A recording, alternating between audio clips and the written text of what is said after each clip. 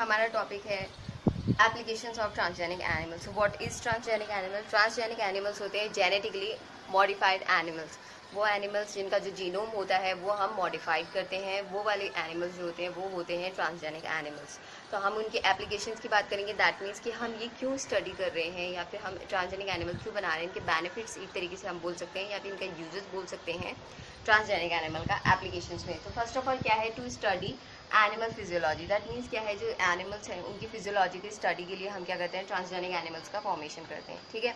Next is to study disease और gene responsible for disease. Okay, that means कि जो animals है transgenic animal, उनका फॉर्मेशन इसलिए भी कर सकते हैं या फिर करते हैं क्योंकि डिजीज होती है वो, और जो उस डिजीज के लिए रिस्पॉन्सिबल होते हैं जीन, उनकी स्टडी भी हम इनसे कर सकते हैं। Next is to obtain biological product. जो बायोलॉजिकल प्रोडक्ट हैं उनको बनाने के लिए हम क्या करते हैं, ट्रांसजेनिक एनिमल्स का जो है फॉर्मेशन करते हैं। ओके, अगर हम बात करते हैं ट्रांसजेनिक एनिमल क्या क्या बन चुके हैं, तो सी फर्स्ट नंबर पे जो ट्रांसजेनिक एनिमल बना है उसका नाम है नाम नहीं, आई मीन वो एनिमल है माइस। ठीक है। उसके बाद अगर हम बात करते हैं ट्रांसजेनिक एनिमल अभी तक कितने बन चुके हैं और क्या क्या बन चुका है, तो सी माउस बन चुका है, चिकन बन चुका है, शीप बन चुका है, काऊ बन चुका है, पिग बन चुका है, मंकी बन चुका है, रैबिट बन चुका है और फिश बन चुका है। ये सारे वो ट्रांसजेनिक एनिमल्स हैं जो कि बन चुके हैं अभी तक। ठीक है। नेक्स्ट हम बात करते हैं इसके एप्लीकेशन बाय एरिया के हिसाब से इसके एप्लीकेशन की अगर हम बात करें तो फर्स्ट है इंडस्ट्रियल एरिया।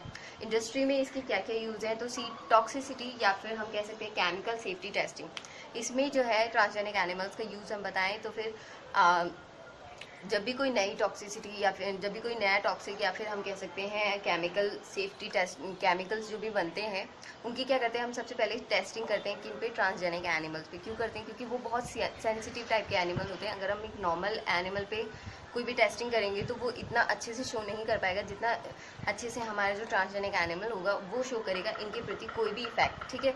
क्यों, क्योंकि वो बहुत ही ज़्यादा सेंसिटिव होते हैं। ठीक है।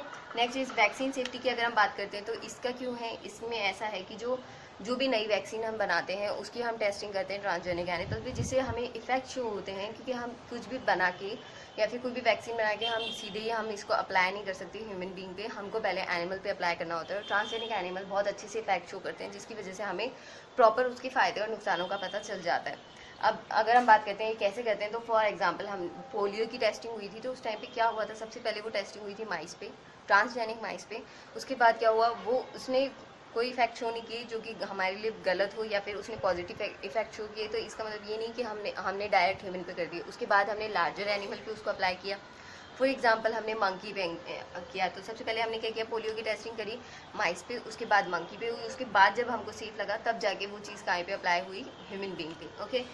और उसके बाद नेक्स्ट है एग्रीकल्चर एरिया में। एग्रीकल्चर एरिया में अगर हम बात करते हैं तो फर्स्ट ऑफ ऑल पॉइंट आता है हमारे पास ब्रीडिंग। तो जो भी फार्मर्स हैं हमारे, वो जब भी किसी भी एनिमल की ब्रीडिंग के लिए करते हैं तो वो हमेशा सेलेक्टिव मेथड्स यूज़ करते हैं या फिर टाइम कंज्यूमिंग मेथड, तो ये है ही ब्रीडिंग, और ऊपर से सेलेक्टिव मेथड यूज़ करते हैं। क्यों करते हैं, क्योंकि उनको अच्छी क्वालिटी के पेरेंट्स चाहिए होते हैं ताकि उनका जो प्रोडक्ट हो वो भी अच्छा बने। तो इसके लिए बहुत ही सेलेक्टिव मेथड यूज़ करना पड़ता है उन्हें। और सेकेंड अगर हम बात करें तो ये बहुत टाइम कंज्यूमिंग मेथड भी है। लेकिन जब ट्रांसजेनिक एनिमल्स हम बनने लगे हैं तो उसकी वजह से क्या है, हमको जो भी हमारे जो भी प्रोडक्ट एनिमल है उसमें हमको जो जो रिक्वायरमेंट है उसको हम ट्रांसजेनेसिस के थ्रू क्या करेंगे, इजीली अवेलेबल करा लेंगे किसी भी एनिमल में। तो हम ट्रांसजेनिक एनिमल बना के क्या कर सकते हैं, हमारी जो भी रिक्वायरमेंट है उसको फुलफिल कर सकते हैं, जिसकी वजह से ये ब्रीडिंग में लगने वाला टाइम या फिर सेलेक्टिव मेथड्स हैं इनसे आज़ादी मिल गई है फार्मर्स को। ठीक है।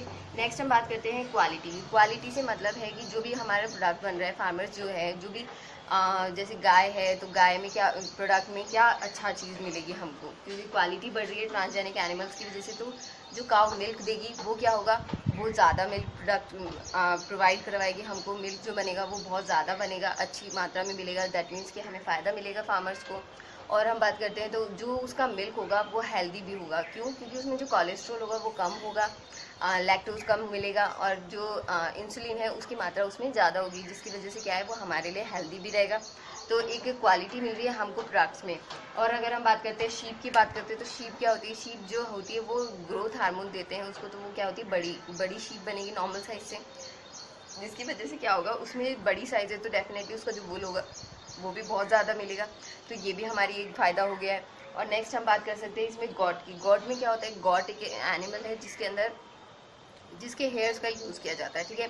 तो ट्रांसजेनिक एनिमल बनाने के लिए उसमें क्या किया गया है, बेसिकली जो स्पाइडर होता है, स्पाइडर जो होता है उस स्पाइडर की सिल्क के लिए जो रिस्पॉन्सिबल जीन होता है उसको इंसर्ट कराया गया गॉड में, जिसकी वजह से जो उसके हेयर्स हैं वो सिल्की हेयर्स हुए। और उसको कट करके हम क्या कर सकते हैं, उसको कलेक्ट करके स्पाइडर जो गॉड के हेयर्स है उसकी वजह से क्या कर सकते हैं, हम अच्छे अच्छे प्रोडक्ट बना सकते हैं, कुछ भी डेवलप मटीरियल टाइप चीज़ें बना सकते हैं। तो ये फ़ायदा भी फार्मर्स को मिला।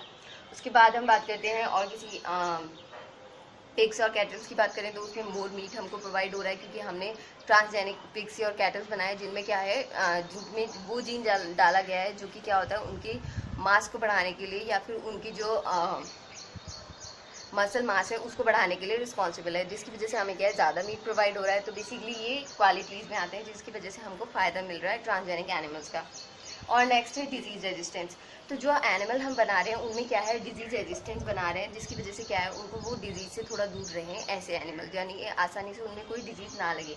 For example influenza resistance pigs बनाए हमने, जिसकी वजह से वो क्या है, वो आसानी से ईजिली किसी भी डिजीज़ में नहीं फंसते, जिसकी वजह से लॉन्ग लाइफ होते हैं। तो ज़्यादा बेनिफिट मिलता है, क्योंकि अगर बार बार जानवर ऐसे मरते रहे तो भी ये सेफ़ नहीं है हमारे लिए, क्योंकि ऐसे तो फार्मर्स परेशान हो जाएंगे। तो इस वजह से क्या है, डिजीज रेजिस्टेंस भी बनाना पड़ता है।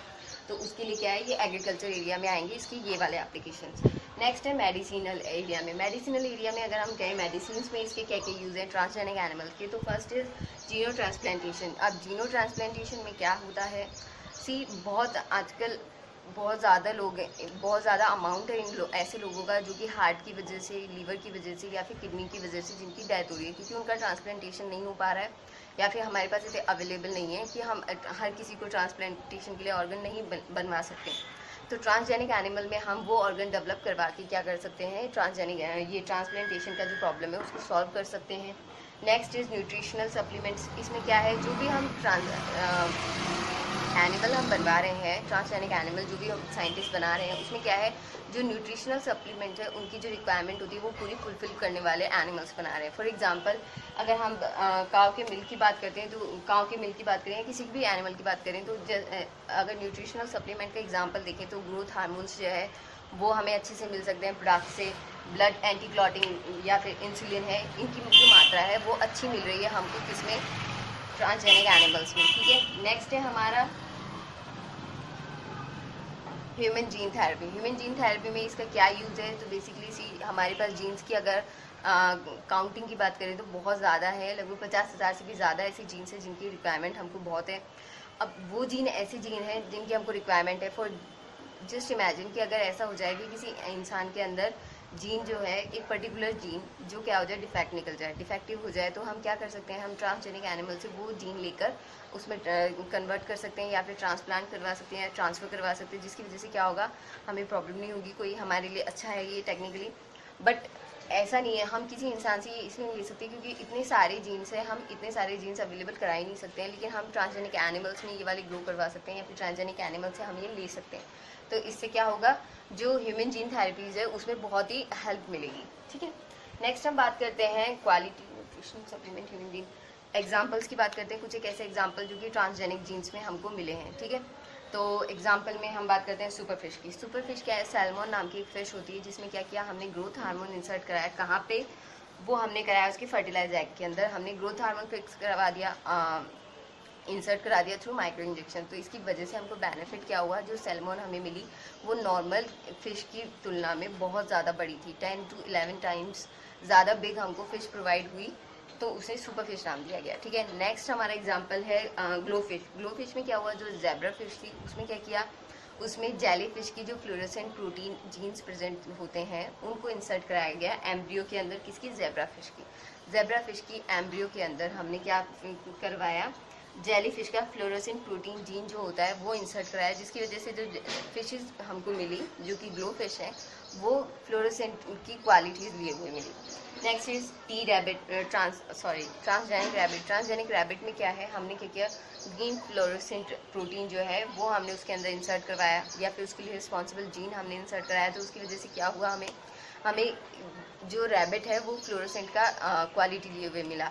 अब हम बात करें इसको हमने क्यों बनाया, तो ये जस्ट फॉर एक ट्रांसजेनिक आर्ट वर्क की वजह से हमने बनाया, पर बेसिकली हमारे ट्रांसजेनिक एनिमल्स हमने बहुत टाइप के ऐसे एनिमल्स बनाए हैं। फॉर एग्जांपल काऊ हमने बनाई है जिसकी बहुत ज़्यादा मिल्क की प्रोडक्टिविटी होती है, इंसुलिन की मात्रा अच्छी है उसमें, लेकिन उसमें कोलेस्ट्रॉल कम है, तो ये हमारी हेल्थ के लिए अच्छा है। तो ये सारे कुछ एक एप्लीकेशंस है जो कि हैं ट्रांसजेनिक एनिमल्स के। ठीक है, तो आज हमने पढ़ा है applications of transgenic animal. I hope now you understand about this topic.